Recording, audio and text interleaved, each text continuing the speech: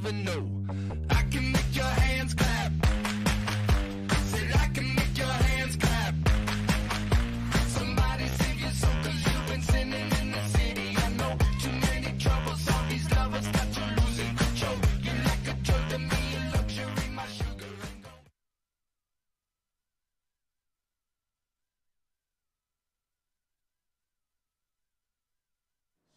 War Eagles fans, stay connected with your favorite team all year long with the official app of Rogers Heritage War Eagle Athletics. A free download in the App Store and Google Play, the Rogers Heritage War Eagle Athletics app will keep you up to date with all things War Eagles. Schedules, scores, rosters, news, social media, final score notifications, as well as live broadcasts are just a touch away. The official app of Rogers Heritage War Eagle Athletics, and you can download it today for free in the App Store and Google Play.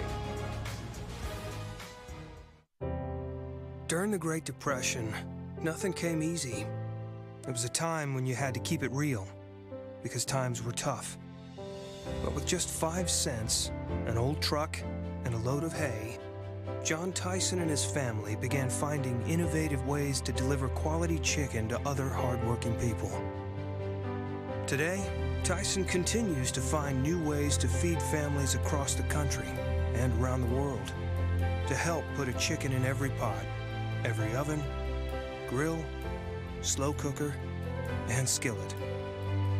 Because no matter who they are or where they're from, everyone deserves to serve up a good meal whenever they want to get farm-raised chicken of the highest quality, real chicken.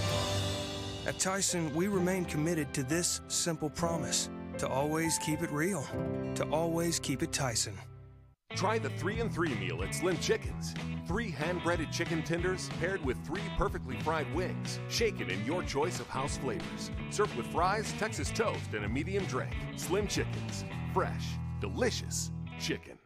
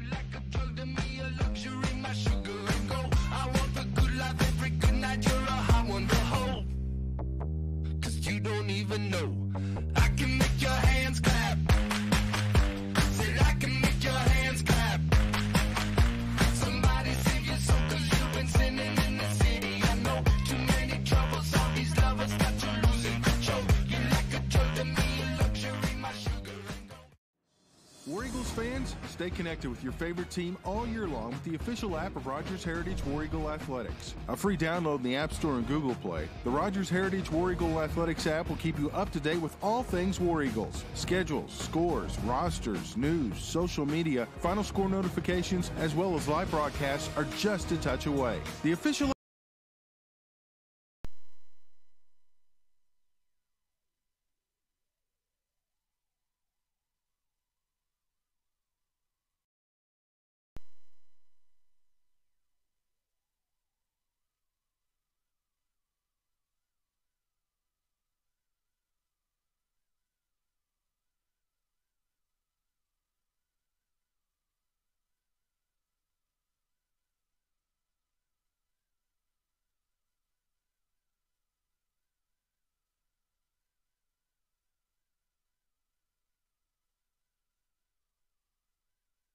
Not that big.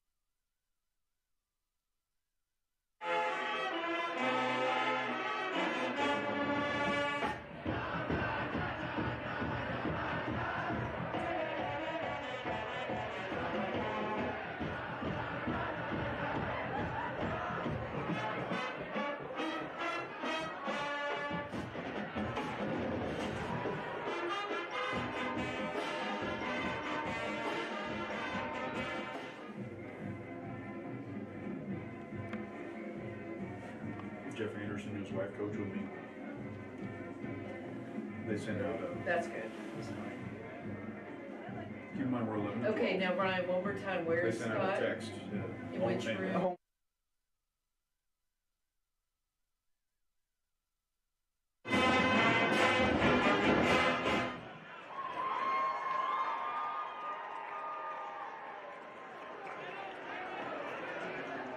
Next, we would like to honor each senior and their family and thank them for the countless hours of hard work, dedication, and support that they have given to the Rogers High School band.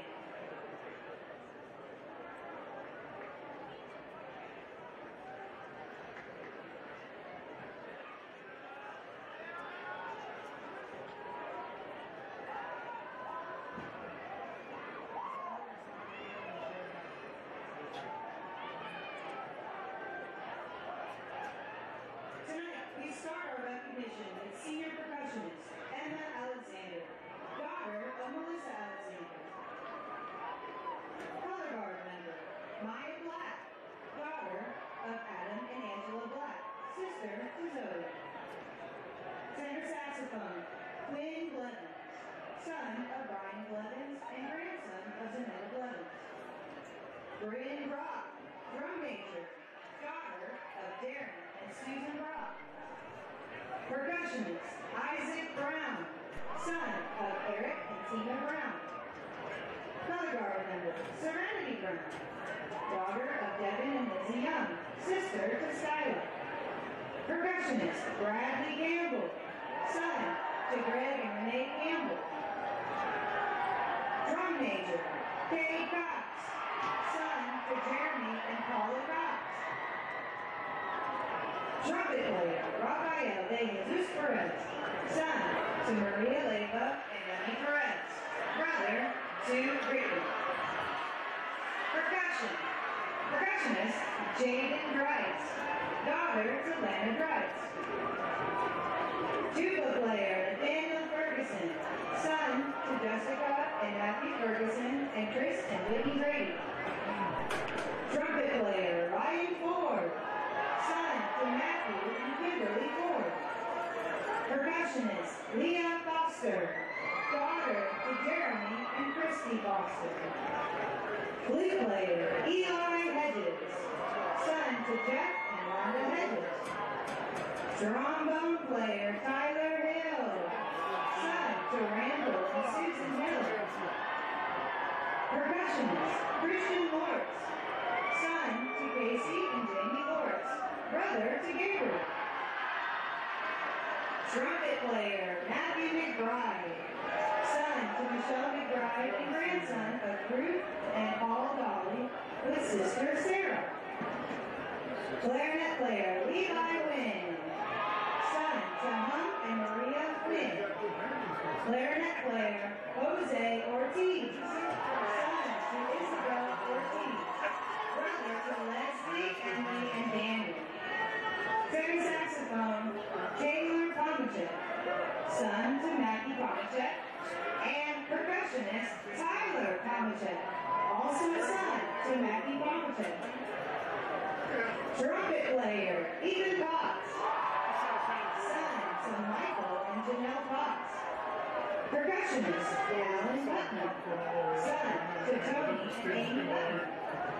Trumpet player Art Schmidt, son to Donald and Stacy Schmidt. Color guard member Abigail Seeger, daughter to James and Dina Seeger. Horn player Harris Smith, daughter to DeCaris and Aisha Smith, sister to DeCaris Jr. Horn player Haley Taylor, daughter to Jonathan and Chastity Taylor, sister to Lacey. Color guard member Shane Thorne, daughter to Crystal.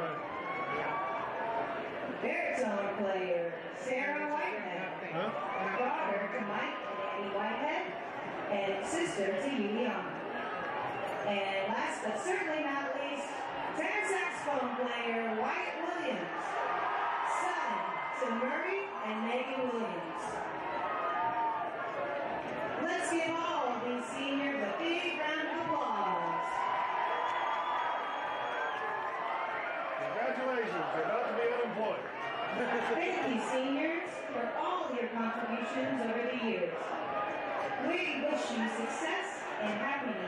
in your future endeavors.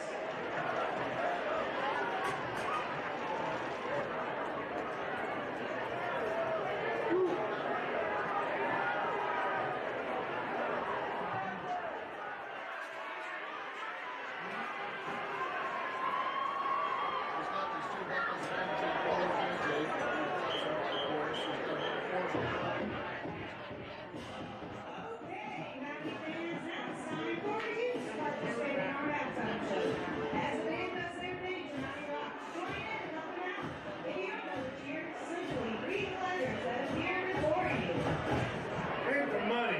It's you can't get it. Down. See this guy right here? He says, it's not $5, that's kind of a local cost. George Chestnut is $395.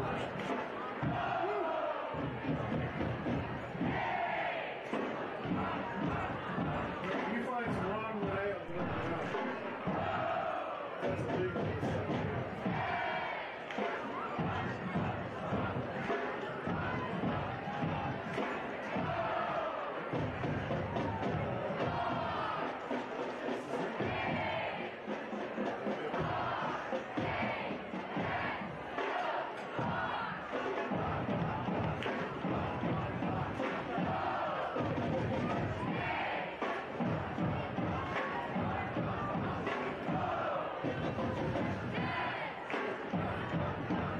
This is one of the American championships.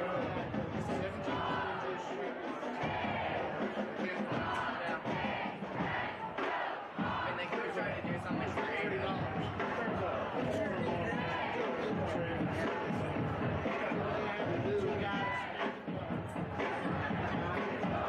The only people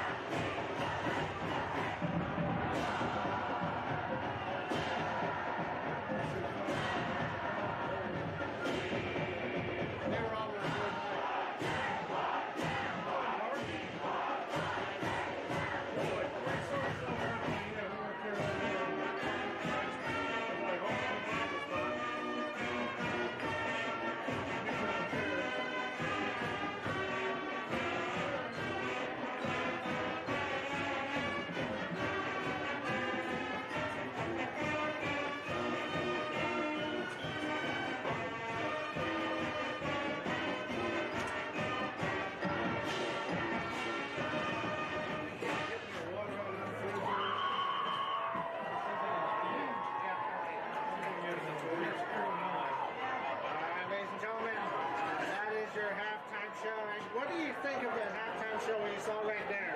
Taking the school letter. What do you think about that for the halftime? It was pretty good, but they could have made something a bit more interesting, like their logo. That's true. I've been done before. Go for something original, like great job, seniors. Great job, great job, see that over here. We'll be right back in a few seconds. Second half. Democrats and Progress County. pizza, bottom slice, and daily lunch special. Looking for pizza delivery? Johnny Briscoe's delivered. Also like steak, slim chicken. Providing music for our program throughout the season. A special thanks goes out to Jack Lane's Beef Jerky, providing a snack from our athletic programs throughout the year. Mark Strickland, daily action photos of the match. Photos can be found at markstricklingphotos.com. Adidas, the official sponsor of Mountie Athletics. Kern Radio, broadcasting Mountie football on 790 AM. Gatorade Thirst Quencher, official sports field of Rogers High School. Tested in a lab for improving on the field.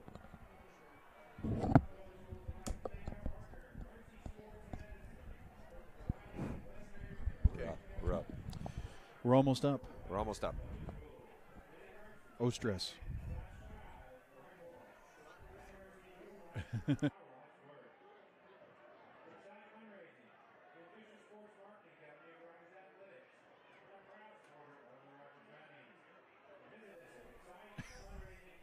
And we're back, Coach. We got the clock is wound down to 0 here during halftime. There will be the 3-minute warm-up period.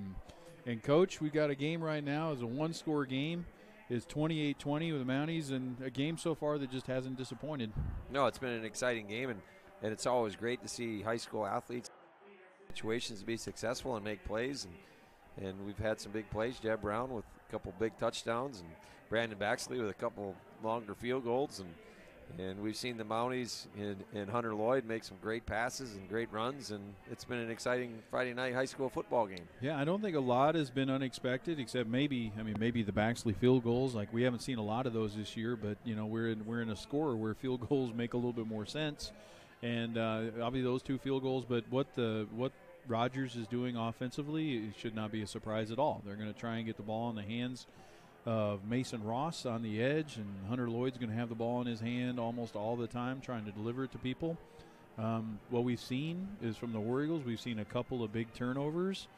Saw a nice play on a pass breakup by Dragan Blackwell in the end zone.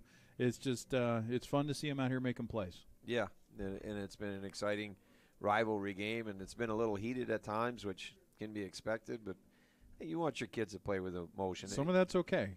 You got to be able to turn it off at some point, yeah. Right? But yeah, some of it's okay. We ask a lot of our kids.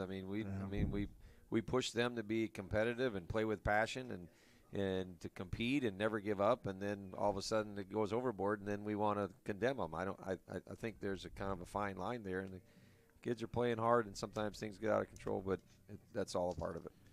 A lot of work for these guys. Some of these guys have been putting in practices for years. The seniors that we have on this team they have 30 minutes of football left. Some of them will have an opportunity to play a little bit more football, but for some of them, this is the last time they're going to put the pads on. They'll be able to play some flag football at the activity center maybe, like, us old guys used to play some softball or whatever when they wouldn't let us play baseball anymore. But we got 30 minutes here left to play. The score situation right now, the Mounties should get the football. The War Eagles started with it.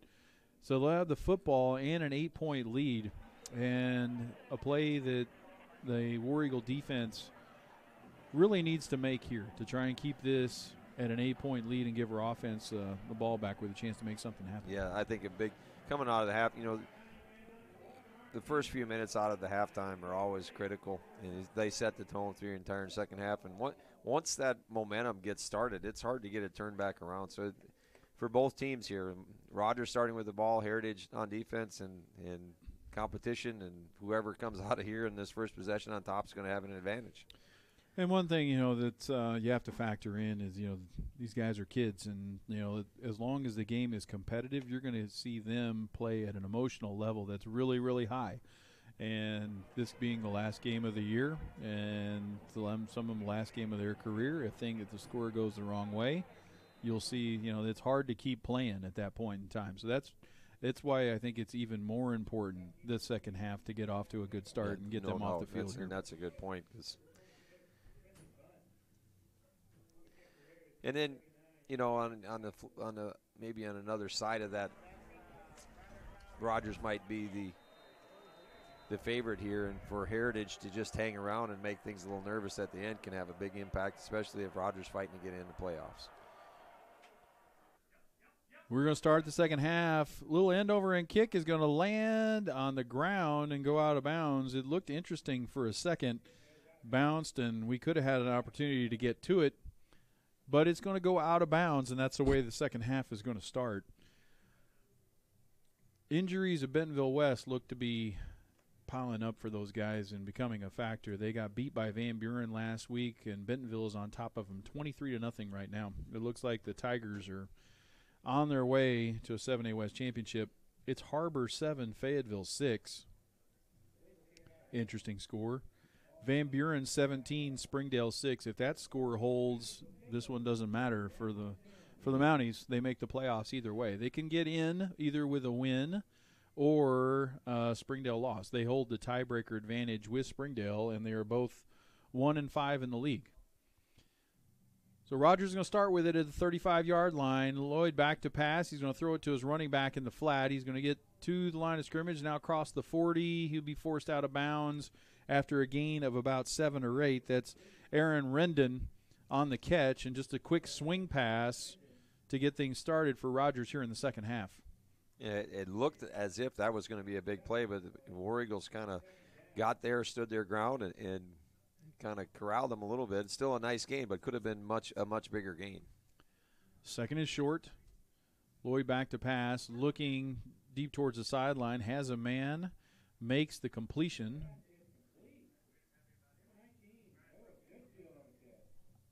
That catch is made by Noah Goodshield. And it's first down yardage. It's at the War Eagle 46, and Rogers looks to play hurry up. They're going quickly. 3 wide receivers to the far side of the field. Rendon is the tailback next to Hunter Lloyd. Inside handoff to Rendon. Eludes one tackler near the line of scrimmage. He's going to get to the linebacker level, be tackled after a gain of 6. He's going to come up a little limp. He is a shifty back. He made several War Eagles miss tackles, and he's going to stay in there even though he looks like he's banged up a little. Banged up, but they're trying to play fast. Spread formation, 2 wide receivers on each side of the line of scrimmage, or each side of the line. Pass out. It's going to be a pretty simple pass, just a little stop route to the receiver. That's Goodshield again. He is tackled there pretty quickly by Schaefer Dunnigan. But again, it's going to be first down yardage for the Mounties. Heritage has to come up here with a couple big plays. Maybe a little pressure on Hunter Lloyd. Get in there and make him move a little bit. They do go bring 1 extra. They rush 5. Lloyd has a man running down the seam route. It is caught inside the 10, maybe inside the 5. The ball is caught by Christian Francisco. It looked like Christian filled the void where that extra rusher came from. We didn't have anybody there to cover him up. And they're going to go quickly again. 3 wide receivers, the far side, inside handoff to Rendon. Rendon's going to be hit just past the line of scrimmage. Griffin Brown again in on the tackle, among others. Senior Griffin Brown called his name a lot here the 2 years that we've been doing this. No kidding.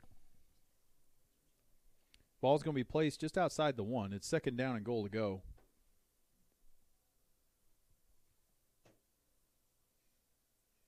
Mounties keep this offensive package on the field, not allowing the War Eagles a chance to substitute. Rendon, the ball's on the ground. Francisco was in motion. Low snap to Lloyd, who just has to fall on it. The ball came there before Hunter Lloyd was expecting it. I think there was a little miscommunication on the snap count, and Rogers very fortunate to hang on to that one. And a loss of 7 on the play. It's going to be third down and goal from the 8, and maybe that's the negative play we need to get them off the field here. Yeah, that was a mistake, and that could have been very costly. Now third and goal. Changes the situation. Nobody's covering up Jace Bray. Now we get a guy over there. Tyrese Wide receiver in motion. Lloyd rolls to his right, looking in the end zone, throws across his body off the fingertips and almost intercepted. Nice play by defensive end. That's Noah Frick.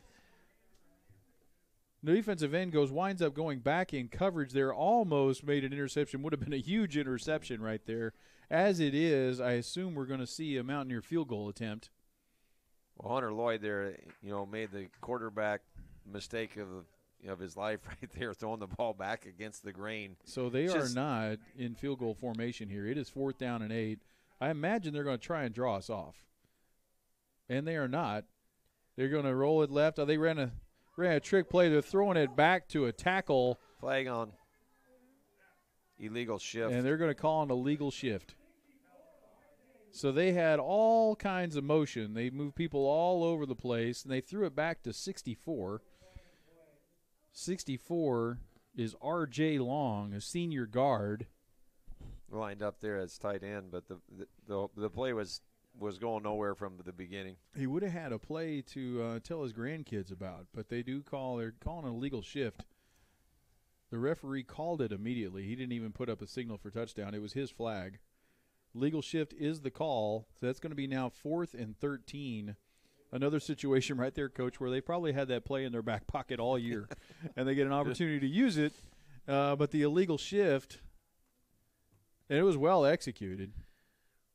We actually had a man in the area, but it was thrown over his head, and then R.J. Long could have run for, as long as he could run. Wouldn't run very long, a big guy like that. But so now we have 4th down and goal from the 13. And it looks like they're going to send the offense back out again. Evidently, there's not a lot of confidence in the Mountaineer kicking game. So they are going to go for it on 4th and goal. And this is an opportunity, again, for that War Eagle defense. Get off the field. Get your offense a chance. Down 1 score. Lloyd looks to the left. He's going to throw it for the end zone, and that's going to fall incomplete. Griffin Brown back in coverage. Pass was intended for Christian Francisco. The War Eagles have held, and we'll get the football back with 8:34 to go in the 3rd quarter. Yeah, that's the play we needed here right at the very beginning of the second half. Momentum in Rogers' favor as they're driving, and then now momentum maybe back to the War Eagles here, and maybe we can make something happen here with the ball. And we've seen it the other way, but Coach, you have 4th down or 2nd down and basically a football to go for a touchdown, and the bad snap puts you in a negative situation, and that turns into an illegal shift, and now 4th and goal from the 13, and that the War Eagles take advantage of it. They make a play. Blackwell's in motion. They're going to hand it to him on the jet sweep. He's going to be hit behind the line of scrimmage, fight forward for about 1.5 yards, maybe 2 yards. 2nd down and 8. 2nd and 8. 2nd and 8. Nobody else gets that.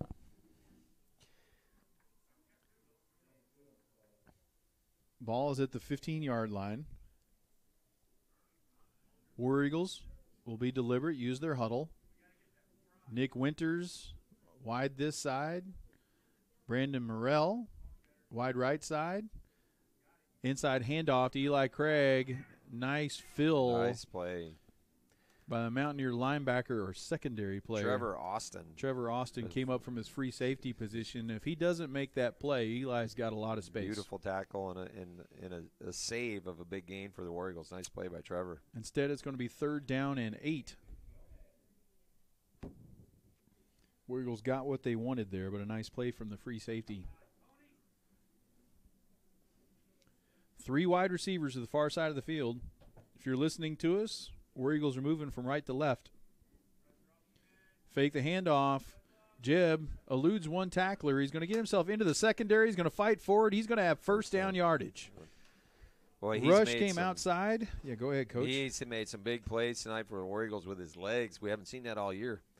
And an outstanding run by Jeb. He did. Had to step up. The pressure came from the outside. Stepped up, made a guy miss. Now it's just a matter for War Eagles. Just keep moving the sticks. Keep some momentum going. You want to keep Hunter Lloyd off the field as much as you can, and 1st downs are a premium. Handoff goes to Dragan Blackwell.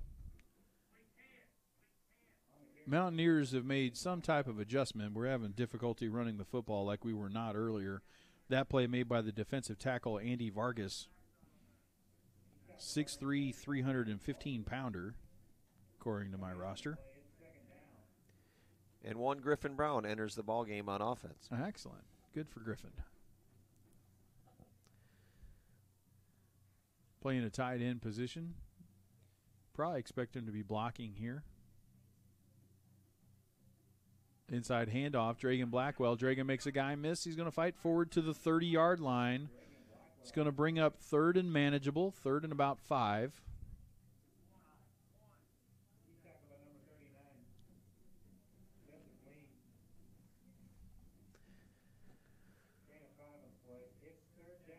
Pretty big down here again, Coach. Yes, I think move the sticks here, find a way.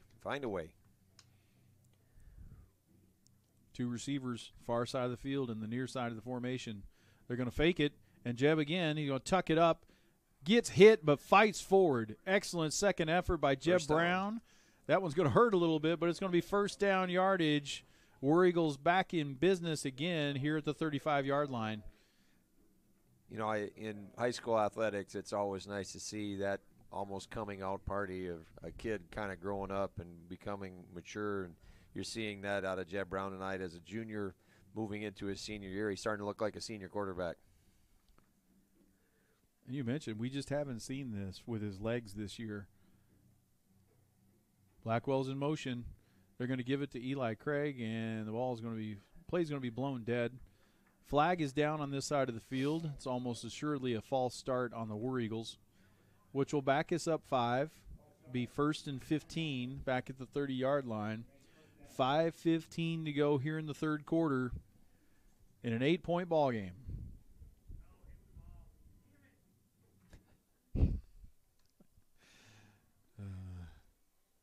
Good times. Jeb Brown goes to the coaching staff, gets a play, comes back in, delivers it to his team. Split backs are next to Jeb. Wide receivers all the way tonight have been Nick Winder and Brandon Morrell. Back to passes, Jeb. That clock is wound out. He has no time. He's going to be sacked for a big loss. In that case right there, you just have to know it's time to get rid of the football.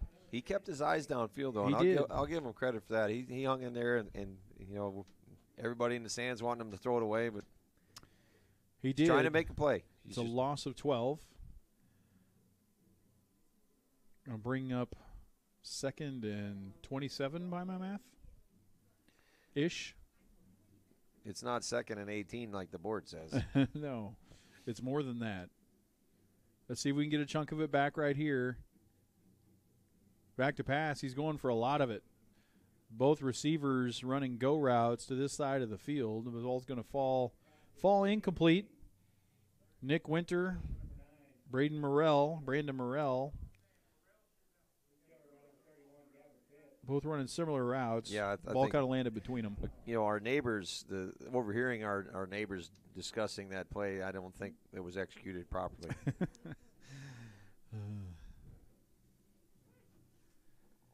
Third down and a lot. We are at the 18. We need the 45. It just seems like the receivers are able to get some separation if we can just make a connection. Back to pass. Looking for Dragan in the slot, just over his head. Had one-on-one coverage. Running with him was the Mountaineer defender, Damon Vogt. Would have taken a perfect throw and a good catch, but there was an opportunity for a play there. And if Dragan gets it there, he may go away. Yep. Well, we kept them out of the end zone. We did. Now it's time to make a play in the special teams and get a good punting. They're just being considerate. Another opportunity for the senior punter, Jonathan Trujillo, to come out and make a play. He's had a lot of work this year. He has. No returner back. Ball's going to spin. Roll. It's going to kick and roll well inside the 30-yard line. Interesting they did not put a returner back there. It actually going to wind up costing about 25 yards worth of field position.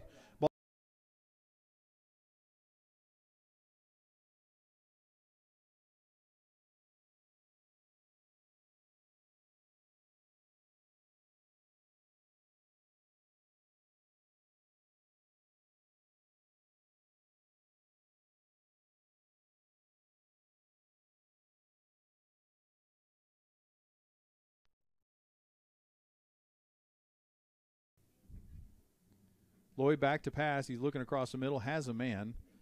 That's Francisco. Cooper Bowman on the tackle. Almost hit the umpire in that play. The umpire was scrambling to get out of the way. Complete to Francisco for a gain of 5, maybe 6. 2nd down and 4.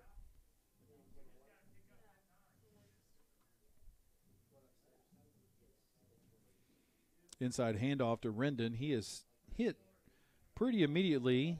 That's Peyton Yeager of the Fair Catch fame on kickoff tonight. Peyton doing it all.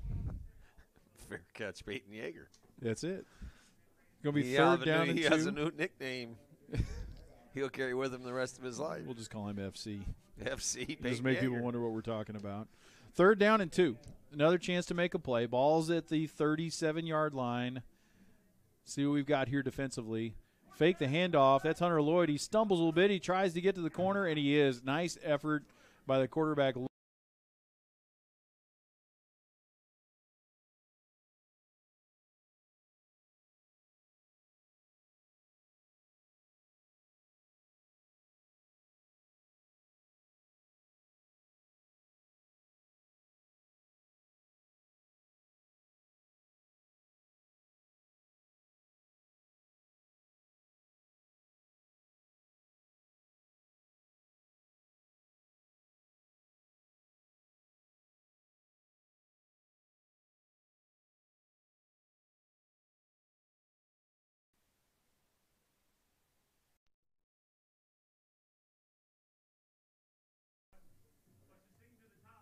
First and 10.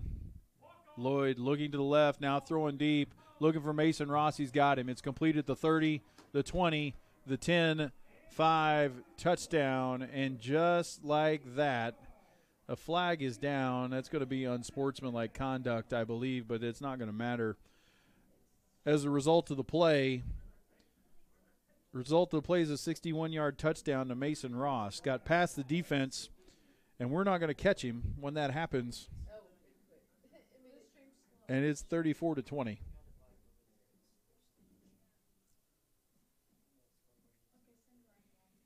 Well, Hunter almost looked like he audibled that, and I'm not sure if that's even possible, with a heritage or with a high school football player, but it sure looked like he did there, and he made a good decision and a great throw. The is for unsportsmanlike conduct, but it was, I think he just flipped the ball, honestly. I don't think it was anything too big. As he crossed the goal line, he just flipped the ball in the air and got the unsportsmanlike conduct penalty. And to be honest, Hunter Lloyd and one of the other, and Rendon really deserved it here with what they were doing here at midfield that no one saw. So, so justice served. The extra point attempt is up, and it is good. So that penalty will be enforced on the kickoff, which should give the War Eagles good field position. And, Coach, right here, you need to see an answer from your guys. I would, you're thinking, maybe a strategy when you're down in a game to just find a way to cut it in half by a certain point. Maybe, your goal is not necessarily to just score quickly here, but let's, get somewhere close to cutting this lead in half by maybe the 10-minute mark left in this game. And sometimes with your kids, they cannot keep them from panicking and keep them executing. And Heritage they played well so far this game. So they have. They competed. And, again, you just have to – they have to continue to compete, right? It's the score, honestly, one more score the other direction, and you probably see the body language change and things start to go the wrong way. Right now, let's answer back right here. Let's put pressure on them. Well, this is a big, big play because the Mountaineer kicker has not shown a real strong leg all game long. He's kicking off from the 25. Our returners, that's Eli Craig, and I think that's Dragan, are standing at the 30. I think they're too deep. Yeah, and there's a high end-over-end kick. If that goes out of bounds, it almost did. Eli actually catches it and steps out of bounds. If that ball would have gotten out of bounds, it would have been unbelievable field position. As it is, it's still good. We are going to be starting with it at our own 35-yard line. Down 15 with the two-point conversion. That's actually only 2 scores, but we need something good to happen here.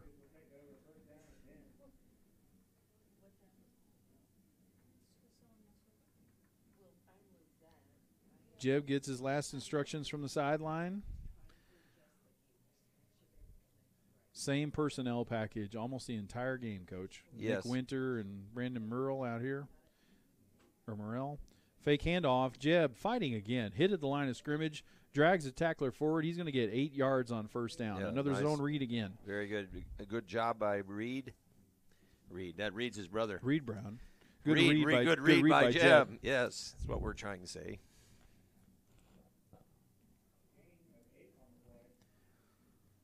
Brings up second down and short. Great first down play for 8 yards. 2 running backs are with him. Inside handoff to Eli Craig. He's going to be hit pretty immediately and fight forward. He's going to have first down yardage, it looks like. They are stopping the clock and moving the chains. We're at the 45-yard line with a fresh set of downs. 1:46 to go here in the third quarter.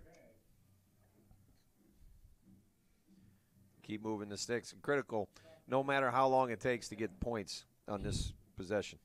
Jeb again at the sideline, talking directly to Coach Hookfin right here, getting some instructions. Runs back into the huddle, tells his teammates. Morrell and Winter this side of the field. Coaching staff likes what they see. They're going to hand it to Eli Craig. He's not going to get the corner. He's going to fight forward, though. He's going to be hit right there at the line of scrimmage. He's going to fight forward for about 2.5. He's had some, excuse me. He's had some nice, couple extra yards after contact. He's fought hard tonight. That play looked like it was going nowhere, and he got a couple yards out of it. Yep. Eli's a sophomore. You mentioned the quarterback, Jeb Brown's a junior. Yeah, just quickly running through the roster, I could only come up with 11 or 12 seniors for Heritage. So, boy, a positive outcome tonight could really catapult them into next season. Got a good freshman class coming up, too, a little better.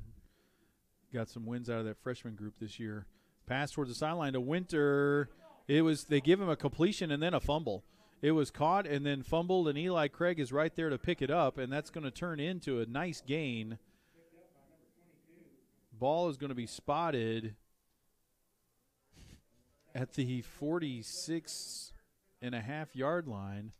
Mountaineer coaching staff, I think, is asking for an incomplete pass there, but they gave him the catch with a fumble. Could have been disastrous, but Eli's right there to scoop it up, and it's going to turn into third down and short, again, at the Mountaineer 36 or 46.5.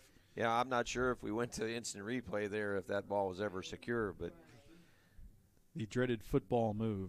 The football move, I don't know, took place, but. Or if my wife is at home still listening, she would say something to the effect of there's not enough there to overturn it. She says it every time. Yeah. And she's normally right, by the way. Hand off to Dragon Blackwell, and he is going to reach the 45-yard line, and that should be enough for another War Eagle first down, and it is. Spot the ball, move the chains. That should be the last play of this third quarter. 8 seconds left. War Eagles are in the huddle. Jeb's still over on the sideline. So we've got 1 quarter of football left to play. The War Eagles are in business in Mountaineer territory. Let's take time out to hear from a couple of our sponsors. We will be back in 60 seconds.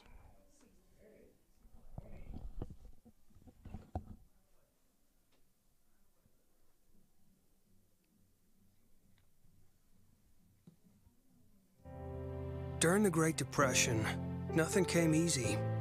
It was a time when you had to keep it real, because times were tough. But with just 5 cents, an old truck, and a load of hay, John Tyson and his family began finding innovative ways to deliver quality chicken to other hardworking people. Today, Tyson continues to find new ways to feed families across the country and around the world, to help put a chicken in every pot, every oven, grill, slow cooker, and skillet. Because no matter who they are or where they're from, everyone deserves to serve up a good meal whenever they want to get farm-raised chicken of the highest quality, real chicken. At Tyson, we remain committed to this simple promise: to always keep it real, to always keep it Tyson. I believe that's Dragon Blackwell. It was gain of just about a yard, maybe a yard and a half. Very consistent play call on first down for Heritage tonight. But, second and 8, second and 7. Second and 8. I mean, you're between the sticks. Jeb again. Kind of unusual to actually see the quarterback running back and forth the sideline to get the plays, but I guess they like communicating directly to their quarterback. Griffin Brown, again, is in that H-back tight end type position. Fake the handoff, and the Mountaineers have now made an adjustment. Little zone read, and Jeb kept it, and he's going to be tackled behind the line of scrimmage for a loss of 1.5. And that's really the first time that they've kind of keyed on Jeb and decided that they weren't going to let him beat him with their legs or with his legs that time. Yes, and he's had some nice runs. He's pushing probably 100 yards rushing this evening. 3rd down and 10. Certainly should be in 4-down territory here unless you get a negative play. 3 wide receivers to the near side of the field. If you're listening to us, War Eagles are now moving from left to right towards the south. Jeb throws it into the flat, intended for Nick Winter. Came up just a bit short and incomplete. Going to bring up 4th down, and it looks like we're bringing on the punting unit. 4th down and 10, the Mountaineer 45, and Jonathan Trujillo is back to punt. Rogers, again, doesn't believe us. They've got nobody in deep safety formation. As a matter of fact, every player on the defense is within 6 yards of the line of scrimmage. They're going to call timeout, maybe change their mind about that. So with 10:37 to go, 4th down play.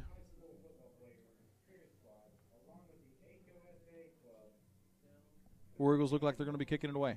It does seem that, and curious timeout call, but obviously the Rogers coaching staff saw something they didn't like and wants to keep something catastrophic from happening, and I can understand. So we've had a lot of work that started in, I guess, July for a lot of these guys, right? Well, it never stops. But we got 1 quarter of football left, 10:37 left to go. Trujillo is in punt formation. Again, Rogers just simply doesn't believe we're punting. Their deep safety is about 9 yards off the ball. Snap it to him. They've only got 1 man rushing either. High spiral, really nice kick. Trujillo he's had a nice night punting the football. It's going to be downed on the 11 by number 11, Seth Kendall. Actually going to spot it on the 12, which ruins my whole bit there. Get 11 on 11. But that's where the Mountaineers will take it over. 10:29 to go here in the 4th quarter. Well, it's crunch time. It's a rivalry game. Throw out the records. Throw out the records. And, it's what you want is you want to be a competitive ball game in the 4th quarter with a chance, and we've been there.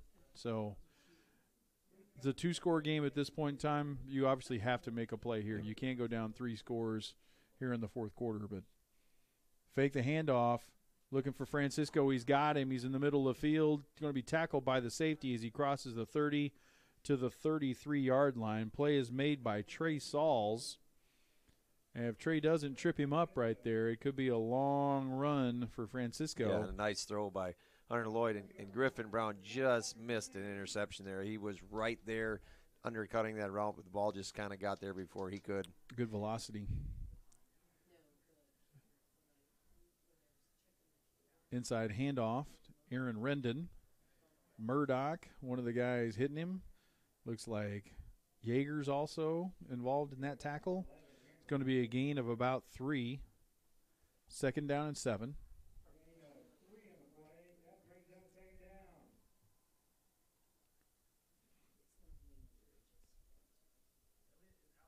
Mason Ross is way outside here to the left. Right now the slot is pretty well uncovered.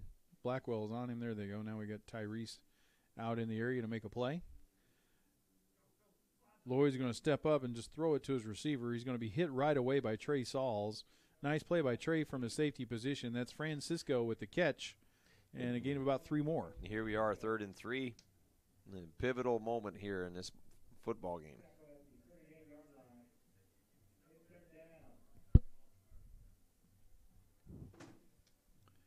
Two receivers way wide to the side of the field.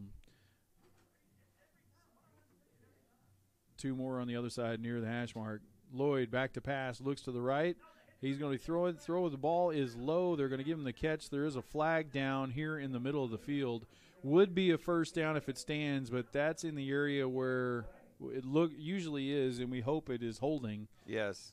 On the Mountaineers, but he's pointing over here. Who's he pointing to?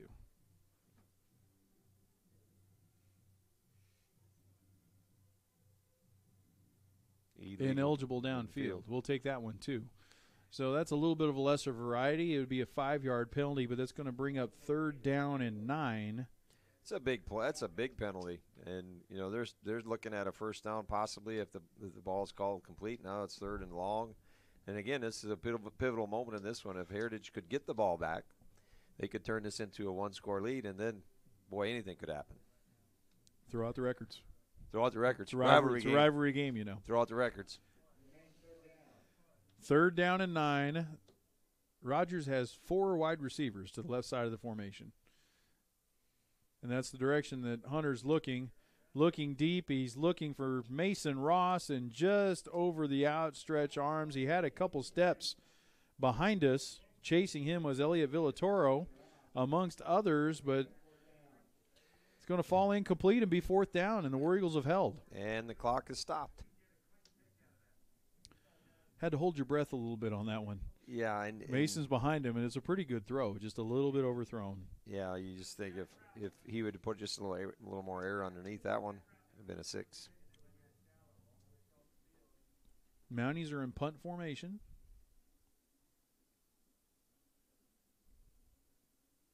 A little rugby-style kick, trying to get it on the ground, end over end. It's going to go out of bounds. And here's the Price is Right again. Here's the yodeler. He's still walking. He's still walking. This is actually going to turn into great field position. Ball's going to be placed at the 42-yard line. If that ball is in play and gets on the ground, like that ball rolled for over on the track for days. It did. But as it is, it's going to be great field position. And, again, 8:30 to go. So the War Eagles are going to have to show some urgency here. Going to need 2 scores, and one of them is going to have to include a 2-point conversion. So we're going to have to play pretty fast. We'll see what Coach Hookfin and the team have in store for us. 3 wide receivers in the near side of the field. Inside handoff, Eli Craig. Contact is made just past the line of scrimmage, and he's going to get 4 yards. It's going to be 2nd down and 6. Very consistent play call on first down. I heard somebody say that. That's why I laughed, obviously. I mean, that's good yardage on first down. It's not a complaint. But No. It's just, yeah, it does match what Coach Olson in his wisdom brought down on the last possession we started. Blackwell in motion. They're going to hand it to him, trying to get the edge, and it was well played by the Mountaineer linebacker as Joey Lean. He made Dragan turn it back up, and it's just going to be a gain of a couple. It'll be 3rd down and call it 5. It's a long 4, short 5. Got to get into Mountaineer territory to the 48-yard line for a first down. And again, Jeb running to the sideline, talking to Coach Hookfin, getting to play. Want to make sure we get this one right. 7:20 to go here in the contest. Eli Craig's the running back. Blackwell in motion. They're going to fake it to him. Brown runs it right up the middle. He's going to have first down yardage. Nice read again by Jeb Brown. Tackles made on the play by Jesus Gomez, but not before Jeb gets the Rogers 46-yard line and a new set of downs. A very productive play for the War Eagles this evening. And Jeb's done a great job reading the play. He's had a couple touchdowns, and again, he's got to be close to 100 yards rushing. Going to give it to Eli Craig. Trying to get outside. Not able to do it. Going to be no gain on the play. Grayson Daniels on the tackle. At some point here, you'd like to see the War Eagles pick up the pace a little bit. 6:30 left, 2 scores down. I think at some point the ball's got to get put in the air.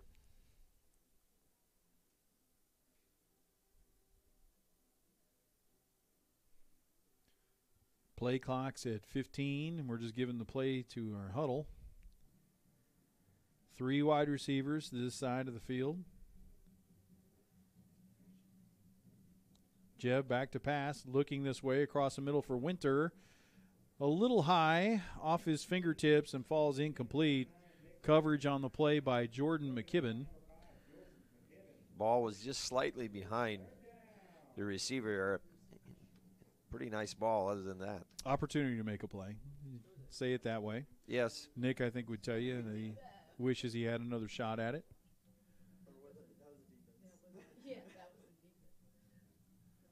Third down and 10.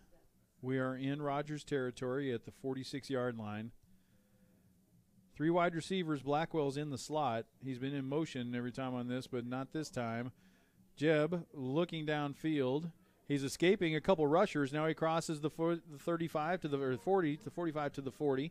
He's going to be tackled. It's going to be short of the first down, but the ball is placed at the 38-yard line. A very manageable fourth down opportunity here for the War Eagles. It looks like we have a Rogers defensive lineman. That's actually Christian Bruce. Injured. And Christian Bruce has been very active and made a lot of plays today. He's waving them off. They're going to make him come off. He's not going to like it, but he's holding his left hand.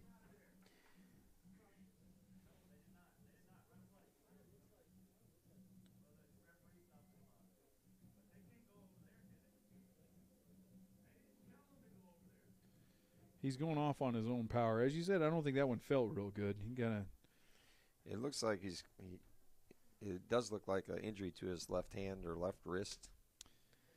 Both teams are in kind of a huddle. The coaches are on the field, and they just started the play clock. And the game clock. Yeah, actually, the play clock hasn't started. There you go. We just started. Gave us a couple extra seconds right there. So it is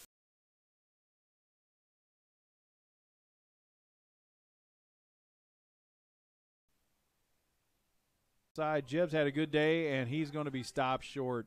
A nice hit by the Rogers linebacker. Who was that? Is that 46?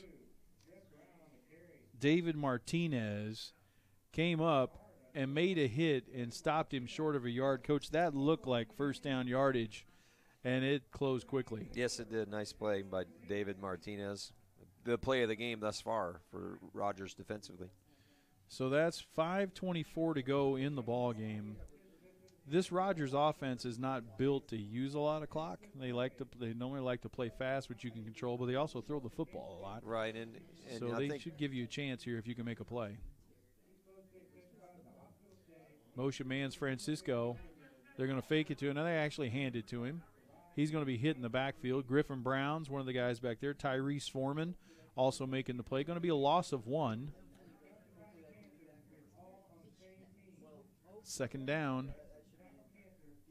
2-score lead here. You'd be surprised if they did anything very risky, but that's kind of what you do. Do you stop shooting threes? Do you stop playing fast? You go for the knockout punch, and that might be coming right here. Yeah, you got to be who you are. You're going to fake it to him. They're going to throw it. That's Jace Bray. It's complete. He's at the 43-yard line. He's turned back by a host of War Eagles.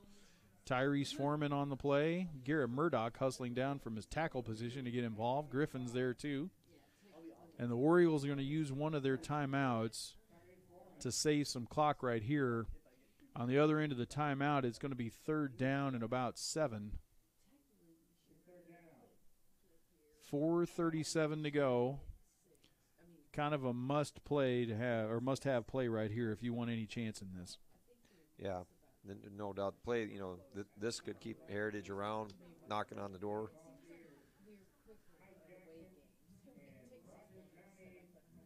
It's a great night to be out here. Beautiful night. Nice moon tonight. A little bit chilly, but it turns out it doesn't affect us as much here behind glass. No, and I've been poked fun at over the years of coaching a climate-controlled sport, and I've never really complained about that. Harbor 13, Fayetteville 6. Third down and long. Lloyd back to pass, looking to the sideline on the left, looking for Mason Ross, and he's got him. In War Eagle territory, that's going to be a first down at the 45-yard line of Heritage. And a new set of downs and more opportunity to run clock. Yeah, and again, there's a lot of cushion there because Mason has such good speed, and a great job by him getting past the first down marker, and a good throw by Hunter Lloyd, and first down Rogers. 3 wide receivers to the far side. Fake the handoff. Lloyd's going to keep it. He's going to be tackled there by Peyton Yeager. Very active tonight. Gain of about 2. Nice play by Peyton Yeager coming from his left defensive end slot.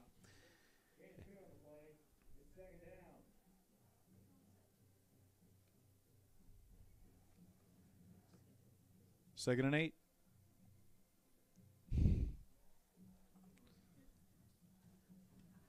Three wide receivers to the far side. We're now inside 4 minutes, and the clock is running. Back to pass is Lloyd. He's looking deep down the left side, looking for Mason Ross, and just slightly overthrown. Ross, again, ran past us a little bit. Ball about a football too far off of his fingertips. And it turns out for a nice play for Heritage. Stops the clock. Stops the clock. 3rd and 8. 3rd and 8. Heritage sits with 2 timeouts here. A big defensive stop. And get the ball back. You never know. Interesting, we just kind of mentioned the philosophy a while ago, like, do you just hand the ball off here, or is it, it's what you do, right? And ball falls incomplete, turns into a positive play for Heritage. They're going to go back for it again. This time they're going to throw the stop route. That was set up by that little go route there, right? Mason Ross is going to catch it. He's going to have first down yardage at the 32-yard line. Again, just the cushion you have to give Mason because of his speed allows that to be a pretty simple pitch and catch for a first down. To answer your question, Gaff, the thought process might be, we're gonna go with our best. And that's our best. And Hunter Lloyd's obviously a very accurate thrower, and obviously Mason Ross is an outstanding wide receiver, and we're just going to keep putting the ball in our best players' hands. Inside handoff to Rendon. Hit on the play, Griffin Brown, after a gain of 4 or 5, and that one didn't look like that felt very good either. He comes up limping a little bit. Griffin with a nice hit. Going to be 2nd down and 5.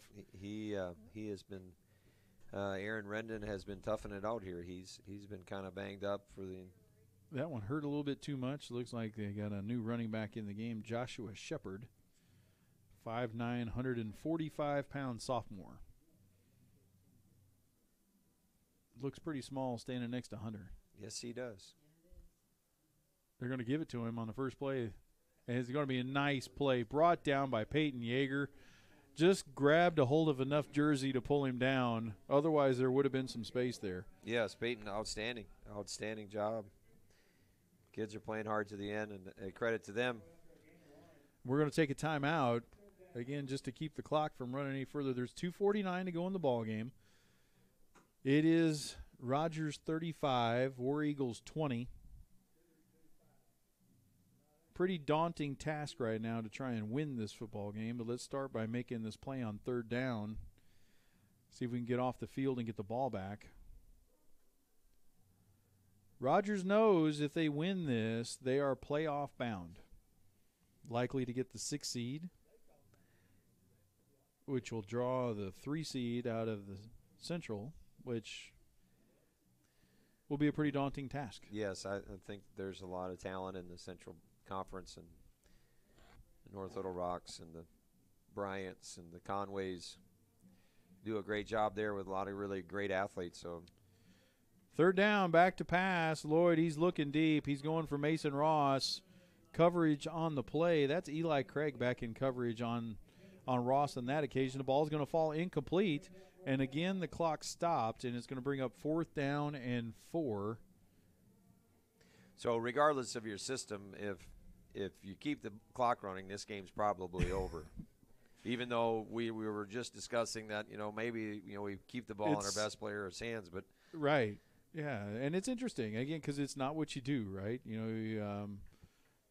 With a 2-score lead. At that point in time, maybe it's time to just go ahead and run the football. I think you could be prepared to do that and run the clock out. And they're going to take a timeout and talk about this one.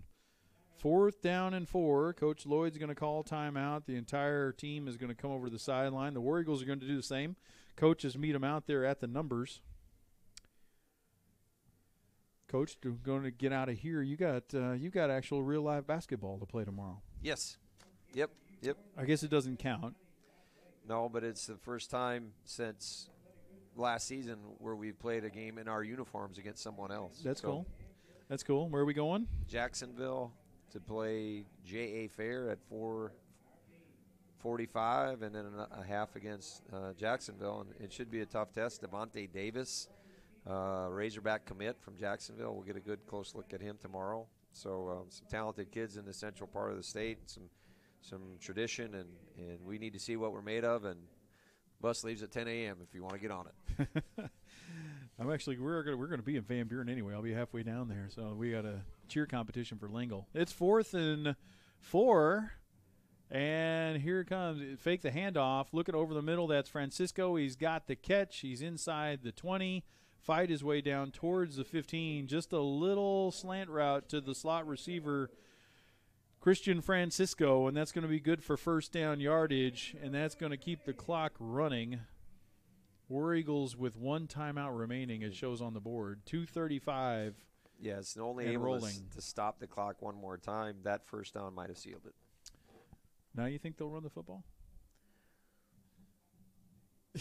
Not willing to go out on this limb? I think maybe they run it here, and they take a little bit more time, kind of abbreviated huddle. There's now 8 on the snap clock. There is the inside handoff. Inside handoff to Joshua Shepard. Have not seen Rendon back in the game. And that has something to do with the play calling too. I mean, a lot of times we forget that, the personnel will dictate what kind of play we can run, and we know that Rendon's been on the sideline with some sort of injury, which when your starting tailback goes out against your rival and you're trying to run the clock out, you might change your mind on your focus on what you're trying to call. 2:01 to go, and the War Eagles taking their final timeout. It was a short gain on the play. Looks like 2nd down and 9. The ball's at the 15-yard line. Field position not as relevant right now. We have to have the football back.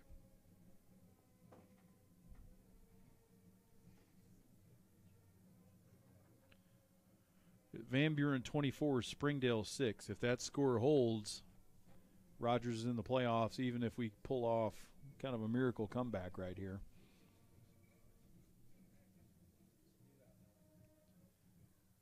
Spread formation.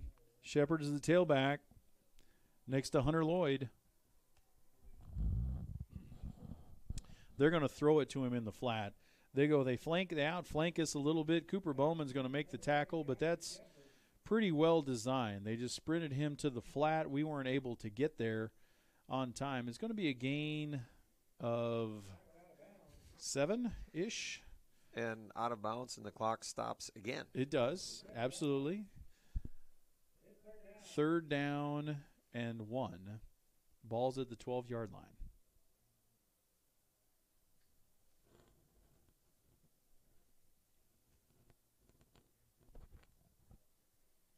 Have a tight end in the game now. Jose Ruiz. Inside handoff to Shepard. Shepard's going to follow his blockers. He's going to reach the 6-yard line and will be tackled there, but that's going to be good enough for a first down. 1:46 to go. We'll see how Rogers chooses to play it. They could actually run the clock out without the War Eagles having the ability to stop it. But in a rivalry game, you never know if you might want to put one more score on the board here. We'll see what they choose to do.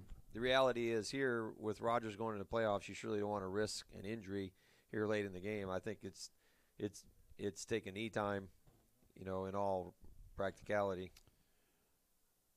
Shotgun formation. They're going to hand it off to Shepard. Shepard is hit at the 5, fight forward to the 4.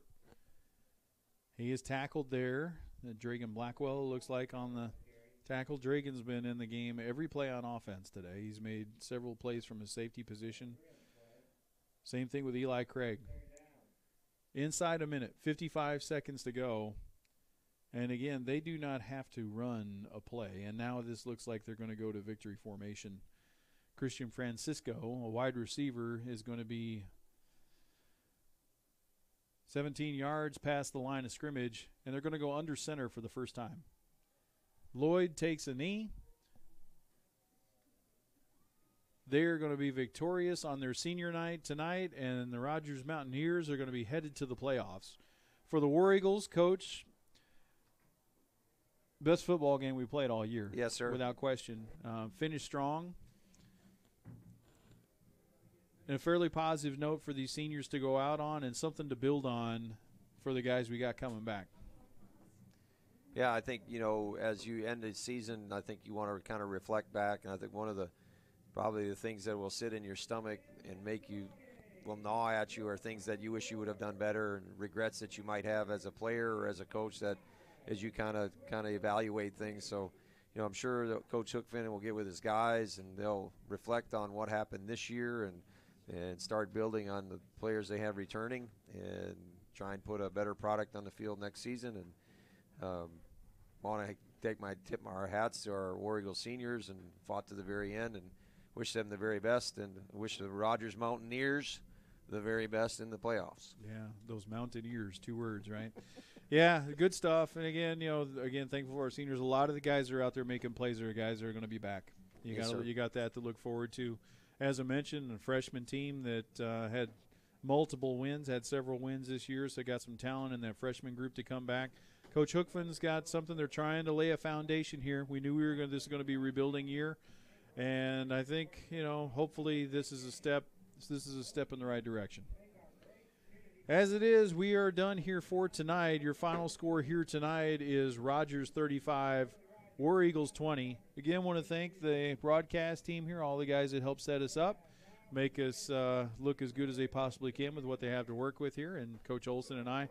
Coach, I've enjoyed it all year. Yes, sir. And we look forward to doing some basketball here pretty soon. But until we get that opportunity again, I wish you guys safe travels and a very pleasant good night.